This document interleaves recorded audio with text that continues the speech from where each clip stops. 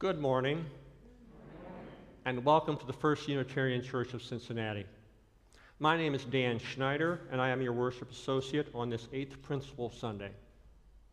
Located on the ancestral lands of the Adena, Hopewell, Miamia, and Shawnee people, our urban community welcomes all with love, supports learning and spiritual growth, serves our wider community, and works for justice, equity, and inclusion.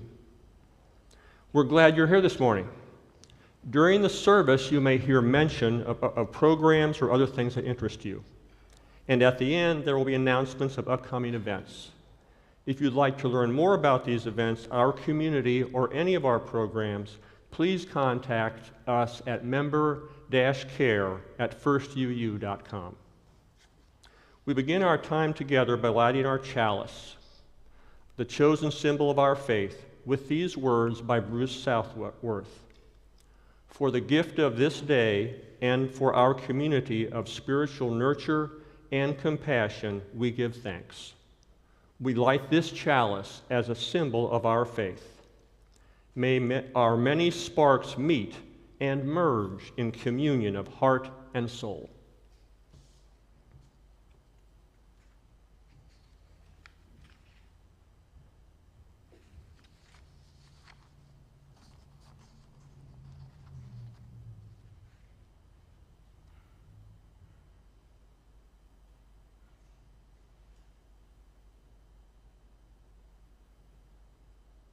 Vision song.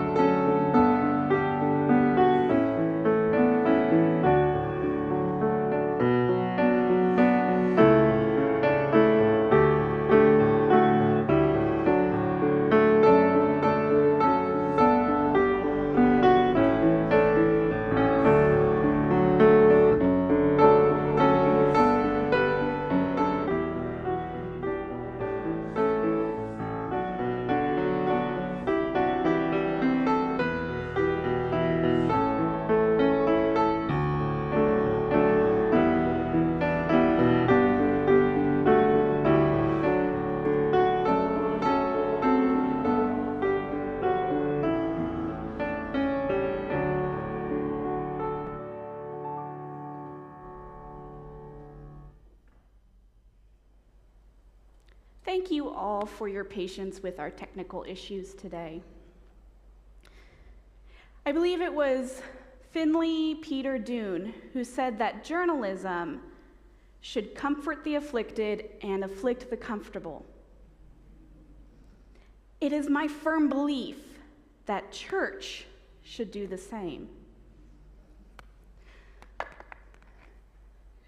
When you are facing a health crisis, when you've lost a loved one, when you are experiencing oppression, I believe you should bring those experiences here so that we can help you carry those heavy burdens. Unfortunately, I don't know if we always do. Particularly in the case of oppression, where instead of carrying it, we add to it through inaction, micro and macro aggressions, and by institutionalizing white, abled, cis-het, patriarchal structures, or to put it another way, enforcing white supremacy culture.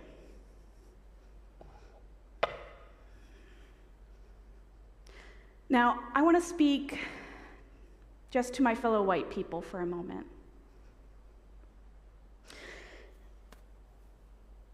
If sitting there in the comfort of your white skin,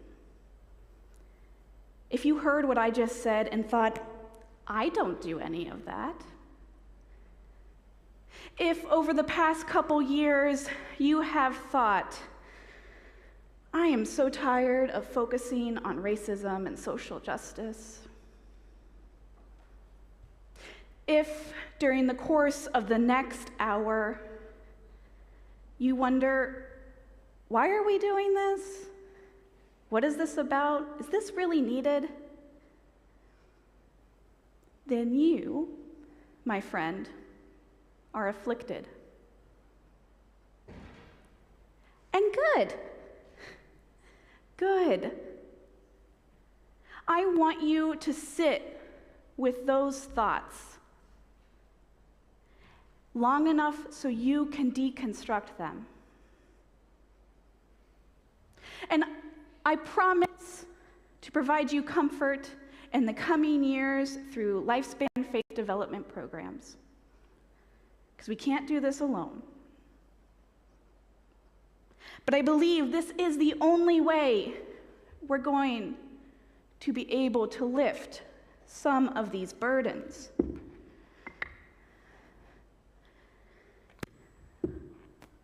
So that eventually we can carry this together. And maybe, just maybe, through hope and persistence, we can do more than just carry this, but we can break it. Roll the story.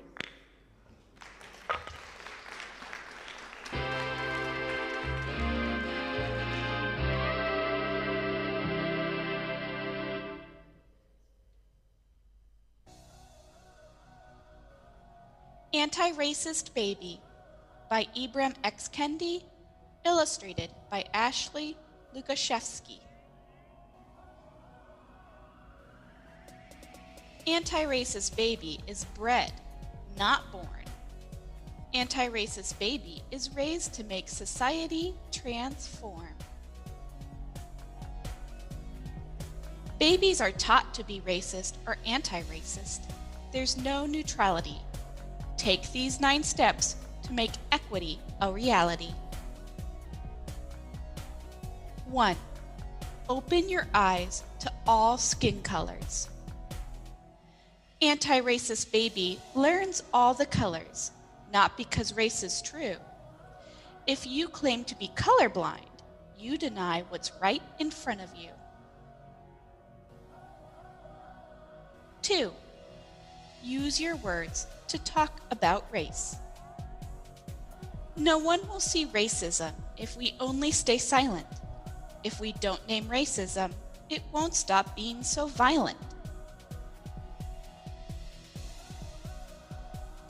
3. Point at policies as the problem, not people. Some people get more while others get less, because policies don't always grant equal access.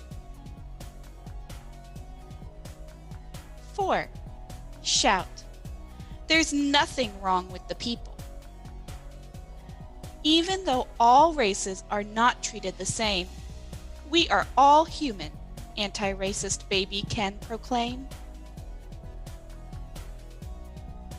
5. Celebrate all our differences. Anti-racist baby doesn't see certain groups as better or worse. Anti-racist baby loves a world that's truly diverse. 6. Knock down the stack of cultural blocks. Anti-racist baby appreciates how groups speak, dance, and create as they choose. Anti-racist baby welcomes all groups, voicing their unique views. 7. Confess when being racist. Nothing disrupts racism more than when we confess the racist ideas that we sometimes express. 8. Grow to be an anti-racist. Anti-racist baby is always learning, changing, and growing. Anti-racist baby stays curious about all people and isn't all-knowing. Skin colors? Use your words to talk about race. Point at policies as the problem, not people. Shout, "There's nothing wrong with the people." Celebrate all differences. Knock down the stack of cultural blocks. Confess when being racist. Grow to be anti-racist. Or believe we shall overcome racism.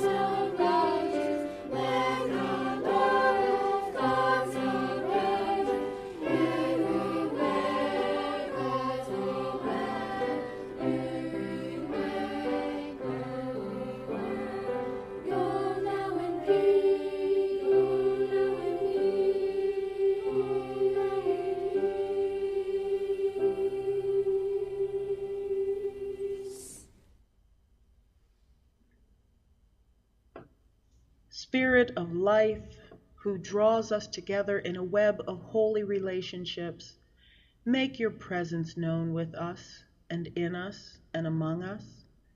Remind us that we are not alone in history. Ignite us with the courage of the living tradition. Remind us that we are not alone in entering the future.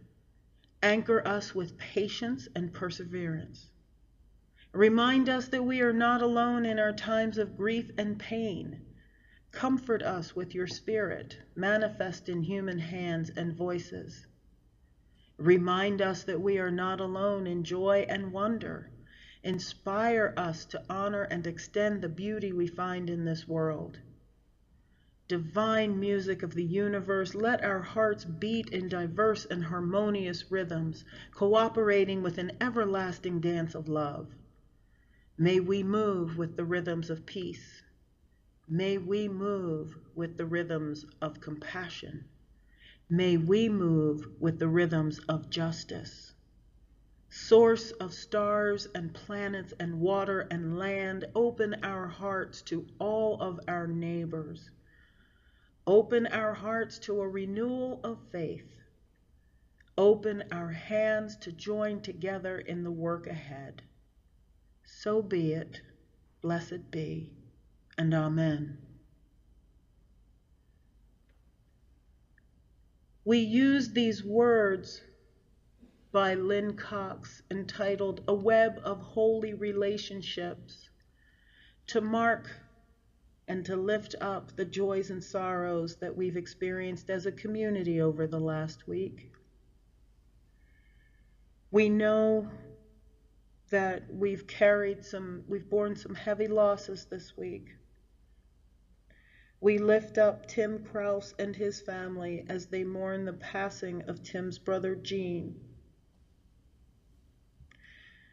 We hold up in love Mike Bozian and send her all of our support and well wishes. We lift up with love the victims and responders to the shooting in New York this week. We also celebrate our joys. We celebrate those small moments of joy and wonder, of awe and surprise. We especially call to mind the 52nd wedding anniversary of Dick and Linda Miltner, and we wish them congratulations. It is our practice to mark all of these events by dropping stones in water. The stones representing our particular joy or sorrow, and the water representing the healing power of love. By dropping a stone in the water, we ask that our joys be amplified and our sorrows be soothed. At this point, I'd like to invite you to come forward and drop a stone in water to represent a joy or a sorrow that you're holding in your heart. Afterward, we'll pause for a moment of silent meditation, reflection, or prayer while we enjoy the flowers donated by Dick and Linda in honor of their anniversary. You may come forward up the outside aisle and back down the center.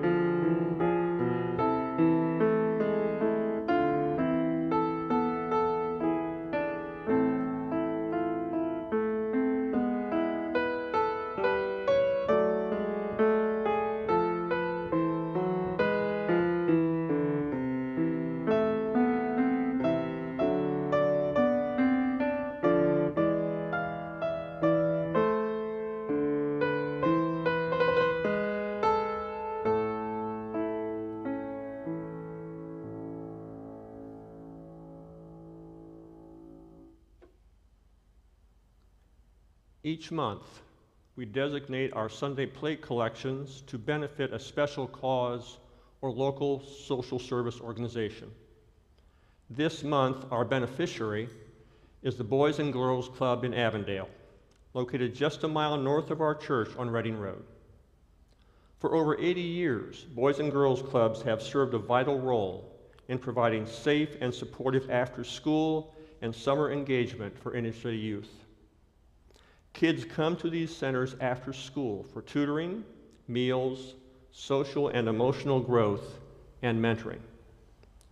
During the quarantine period of COVID, Boys and Girls Clubs provided additional support for academics, providing a safe place for kids to access technology as well as tutoring.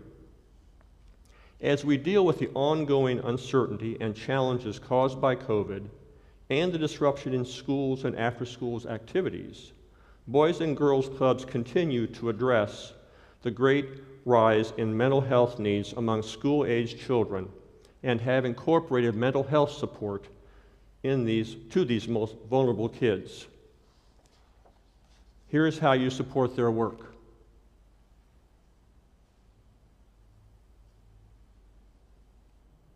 Giving to First Church is easy.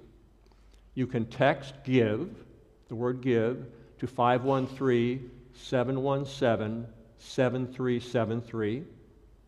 If you have access to our Member Breeze account, you can just click Give Now. You can give online at www.firstuu.com, or you can mail your check to 536 Linton Street, Cincinnati, Ohio, 45219. Your check should be made out to First Unitarian Church, and if you want to give to our special plate collection, please write Boys and Girls Club in the memo line. If this is your first time visiting, we invite you to let the virtual offering plate pass you by. Your presence is your gift to us. Our offering will now be gratefully received.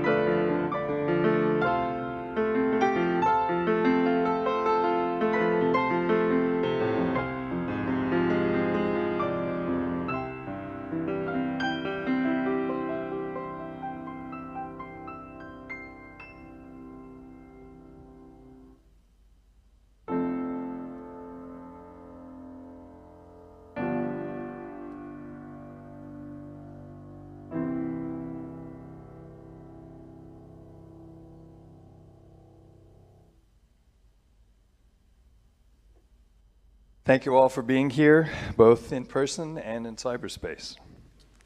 My name is Bruce Pollack-Johnson. My pronouns are he and him. My home in Philadelphia sits on the unceded land of the Lenni Lenape, like here. I'm a cisgender, straight, mentally and mostly physically able-bodied, tall, thin, older, educated, middle-class, European American man who has been racialized as white by our society. Virtually all of these identities give me more privilege and access to power.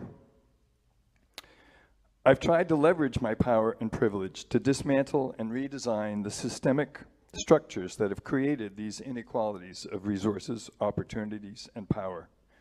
For example, my partner Linda and I decided to hyphenate our last names when we got married, symbolizing the connection of two equal individuals, and we gave our kids the last name of Paulson, P-O-L from her family, Pollack, and S-O-N from my family, Johnson, using the genetic metaphor of each parent contributing to who their children are to encourage systems that are non-sexist and sustainable. I'd like to say that my remarks today start with a simple metaphor.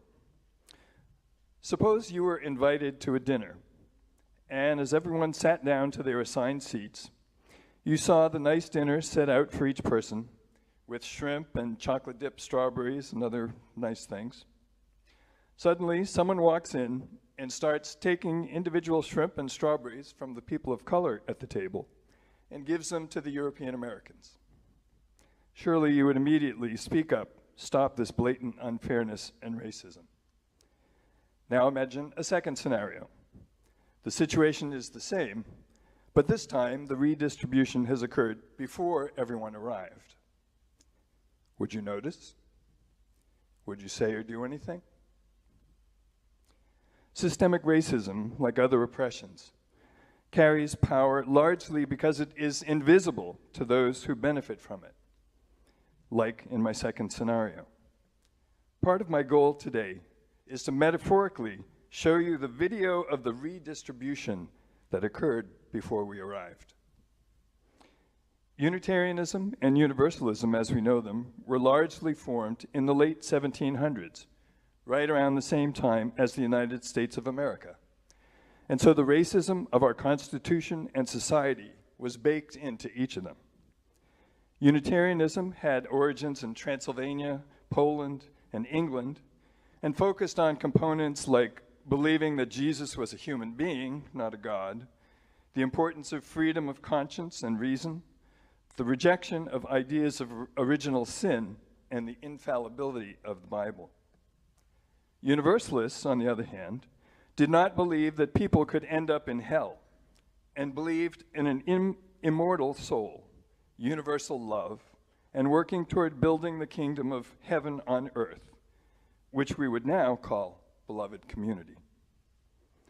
I like the following simplified comparison, that Unitarians believe that man, yes, typically expressed in that sexist manner, that man was too good to go to hell, and Universalists believe that God was too good to send man to hell. Yes, they also usually expressed in a sexist form.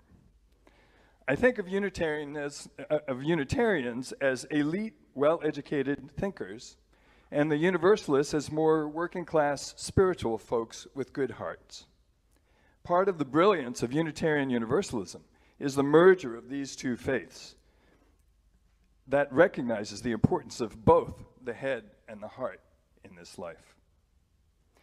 When Europeans first came to this continent, slavery existed in many forms. In this country, usually as indentured servitude, which generally meant servitude for a certain period of time or until a debt was paid off. But it originally had no connection to the color of a person's skin. In the 1600s, there were a number of uprisings, most notably Bacon's Rebellion, where indentured servants of European and African descent worked together against bad working conditions imposed by the elites they served. The elites saw how this endangered their own power, so they devised a brilliant scheme to divide and conquer these two groups. They invented the concept of whiteness, related to the color of one's skin, and gave the poor folks defined to be white power to control those defined not to be white as overseers or enforcers of the hierarchy by threat, fear, terror, and ultimately violence. They pushed the idea that those with darker skin were not equal human beings to whites, or not human beings at all, and therefore cruelty was justified and encouraged. Even though their conditions may have been even worse for the whites after this new system compared to before, they received the psychological benefit of feeling superior. And that was enough to keep them from cooperating with those they actually had more in common with. Before long, servitude was defined by one's race, this social construction based on skin color, in the form of chattel slavery. Those who were enslaved were the property of their enslavers forever, and so were their children. Laws were passed that any white person could injure, rape, or kill any so-called colored person and could not be prosecuted or punished in any way for it. We see the echoes of that still. Because enslavement was inherited, the slave trade could be ended without ending the institution of slavery, since an enslaver could rape an enslaved woman and the resulting children would also be enslaved. This system of enslavement and forced labor built the wealth of these elites, as well as farmers and businesses in the North and elsewhere, and built the wealth of our country to eventually surpass that of all others. Thomas Jefferson, who many of us claim as a UU, had great ideas about equality, mostly limited to wealthy white men with land, of course, but he did not consider Africans to be equal humans to Europeans, although he wasn't sure whether Native Americans were or not. And despite saying that he would like to free his own slaves, he never did that. And most would say that his siring of children with Sally Hemings could not be described as anything but rape. Some Unitarians and Universalists supported the abolition of slavery, although not necessarily believing in racial equality. But others were on the wrong side of history. After emancipation, chattel slavery was ended, and some progress was made during Reconstruction. But this was soon replaced by the Jim Crow system, whose effect was very similar to enslavement and strengthened the idea and culture of white supremacy. Even the New Deal, Social Security, and the GI Bill, while helping millions of Americans, did not provide the same benefits to people of color that it did to white families. Systemic racism was built into all of them and kept many black families from being able to accumulate wealth. Unitarians and Universalists did not welcome African Americans as ministers or even members in many places well into the 20th century. And Unitarians were active in the eugenics movement, which contributed to Hitler's atrocities and tried to justify systemic racism. However, during the civil rights movement, things began to change. Many UUs were moved to build relationships with civil rights organizations and then heeded the call to come to Selma after Bloody Sunday. UUs James Reeb and Viola Liuzzo were among the martyrs of the civil rights movement. Around this time, many African Americans joined UU congregations when they saw UUs walking the talk. Later in the 1960s, however, many black Americans shifted their focus away from the explicit nonviolence of Martin Luther King, especially after his assassination, toward the Black Power movement, heavily influenced by Malcolm X, Stokely Carmichael, or Kwame Ture, and the Black Panthers. Some UUs were supportive of this shift, and a group called the Black Affairs Council, or BAC, was created to fund black-initiated projects in black neighborhoods, organized by the Black UU Caucus, or BUC, and supported by a group of white allies called Fullback. The story is complicated. There were many other feelings in between. And the bottom line was that the General Assembly voted in 1968 to fund BAC at $250,000 per year for 4 years, seen as a form of reparations. But after 1 year of funding, a financial crisis was discovered in the UUA, and no more funding was given after that first year. I call this the Black Empowerment Betrayal, and after it, many hundreds of black UUs left the denomination. This crisis was so contentious that there was little racial justice work for a couple of decades in the UUA. Meanwhile, the Jim Crow system that was toppled by the civil rights movement, after some years of good progress, morphed into the war on drugs, the system of mass incarceration, and the school-to-prison pipeline, what Michelle Alexander has called the new Jim Crow. After the video of the beating of Rodney King, however, in the 1990s, a new movement for racial justice started to build, ending in a number of GA resolutions to become an anti-racist, anti-oppression, multicultural organization. The Journey Toward Wholeness program was created, which included developing the Jubilee anti-racism workshops with Crossroads, providing a common analysis and understanding of systemic racism for thousands of UUs. GAs and other meetings included process observations and right relations teams to hold ourselves accountable and deal with racist comments and actions. We had our first African American president, and a lot of progress ensued. Sadly, a few years into the new millennium, the commitment to anti-racism waned. Funding for Jubilee workshops ended, and there was a shift in the direction of a much watered-down multicultural competence approach. In 2013, Pollack-Johnson an African-American racial justice consultant and staff person for the UUA, who I guess many of you know, shared an observation with me.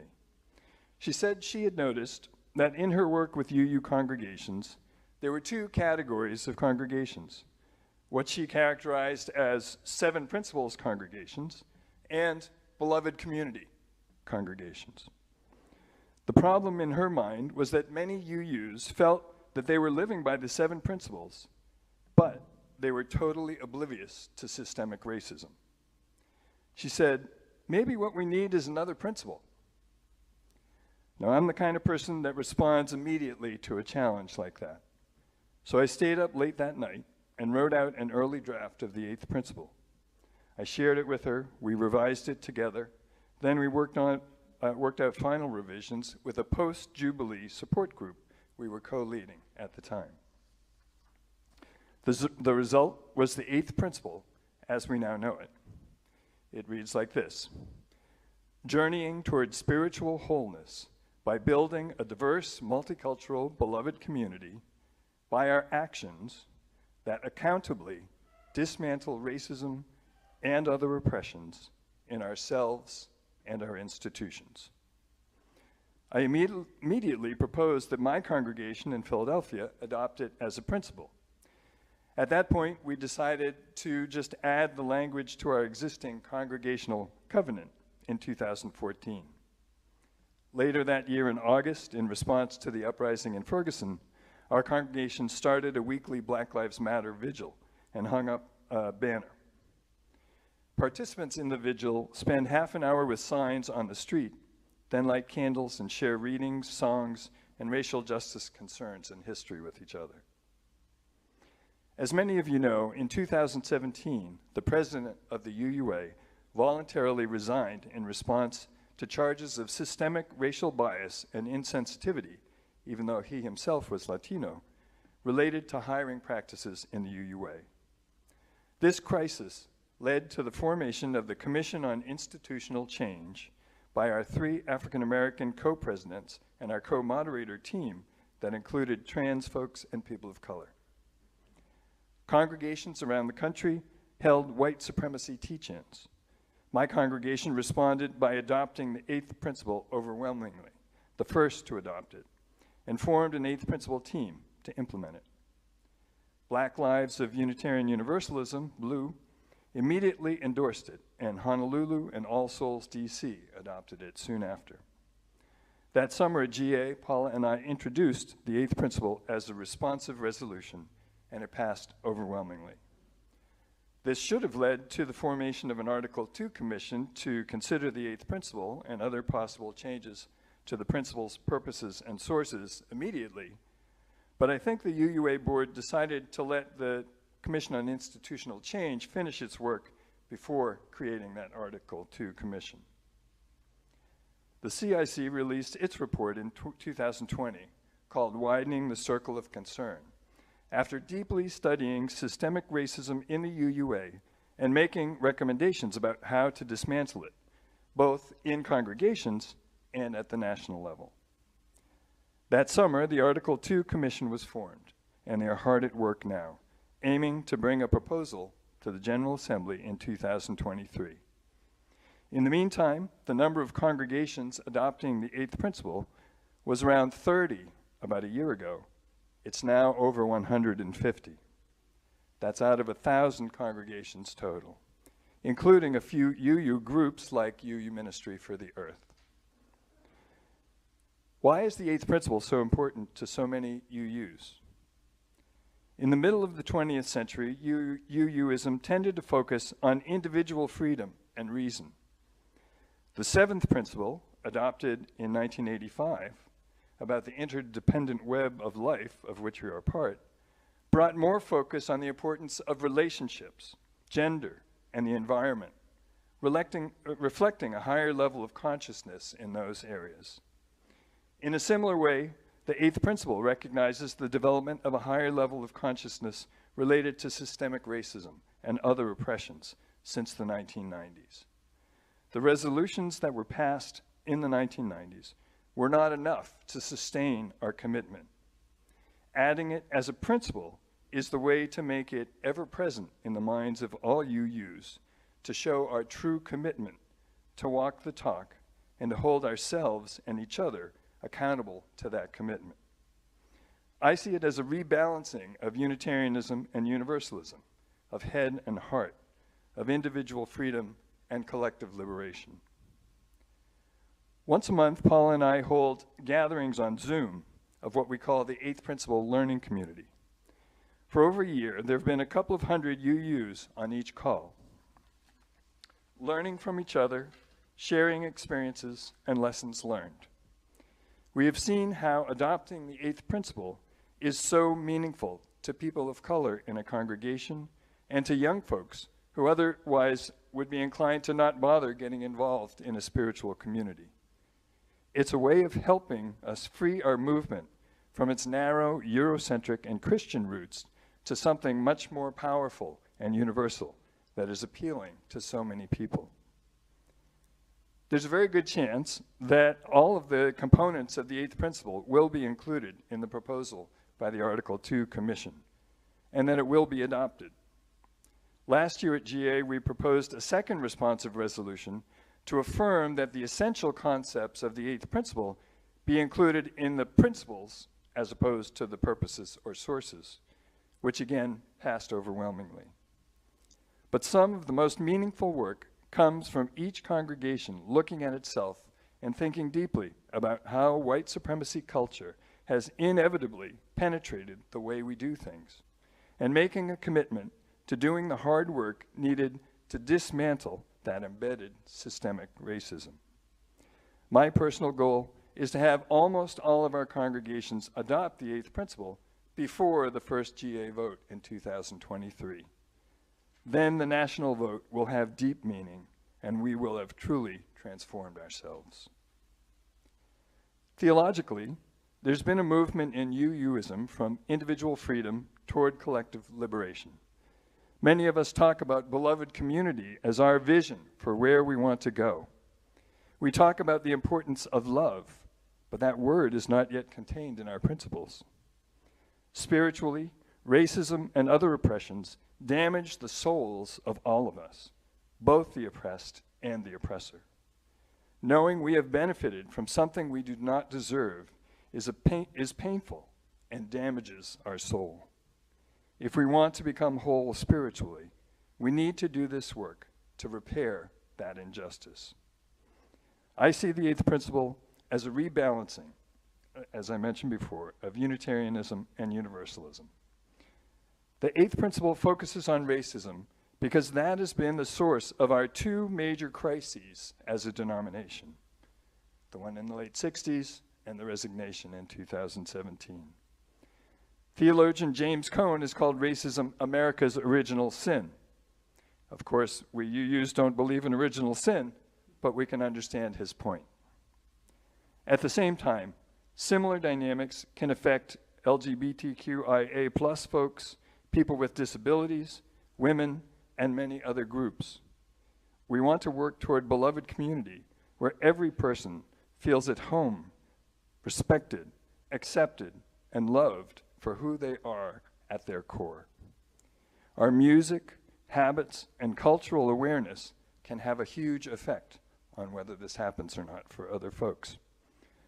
The Eighth Principle is a beacon helping us see the path toward this goal. The Widening the Circle report is an initial roadmap of ways to get there. And the idea of the Eighth Principle is to sustain that commitment, not just pass a resolution and move on to the next issue. Now that I have shown you the video of the redistribution that occurred before we got to the dinner table, I trust that you will be moved to do something about that injustice.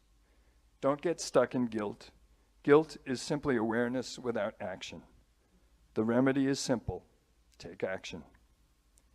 We all have been tainted by decades of socialization in a racist society. It's time to do something about it. I hope that all of you at UUs of Southern Delaware will think about and discuss the implications of adopting the Eighth Principle deeply. I wish you well in your journey, and I'm happy to be helpful in any way I can. May it be so.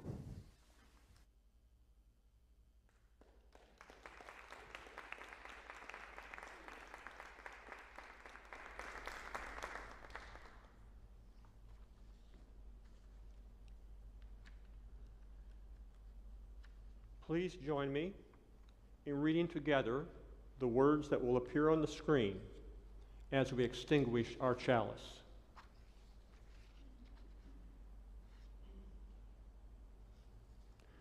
We extinguish this flame, but not the light of truth, the warmth of community, or the fire of commitment.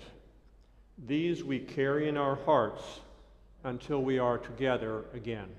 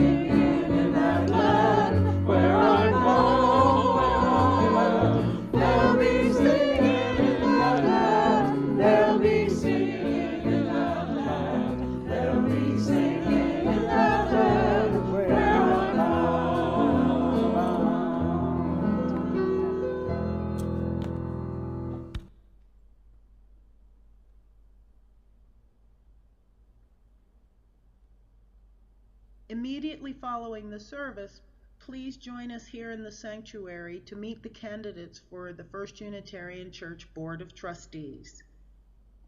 Stephen Marks, Ramona Beck, and Barbara Bonney will be on hand to answer your questions about their candidacy.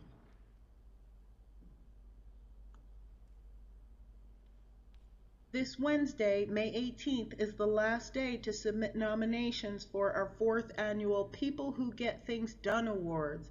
Remember, you define the category and you decide who gets nominated.